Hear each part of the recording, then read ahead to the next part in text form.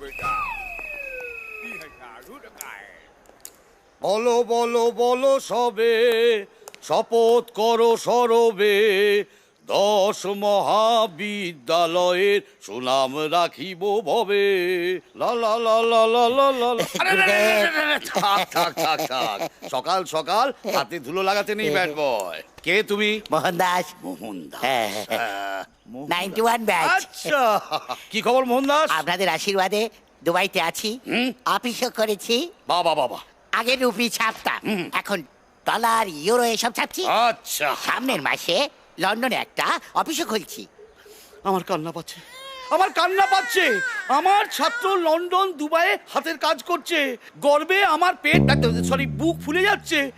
কিন্তু দেশের ব্রেন এভাবে বাইরে চলে যাচ্ছে, এ তো বড় চিন্তার কথা রে ব্যাট বয়। কি করবো গুরুদেব, নোট ছাপতে গেলে কারুর না কারুর মাথা তো ছাপতেই হচ্ছে, আর গান্ধীজির মাথা ছাপতে গেলে তো কস্টিং অনেক বেড়ে যাচ্ছে, তাই ডলারে চলে গেলাম। ভালো করেছিস, ভালো করেছিস। ঠিকই তো, খবর ছাপিয়ে কালি নষ্ট করাচ্ছে নোট ছাপানোই ভালো।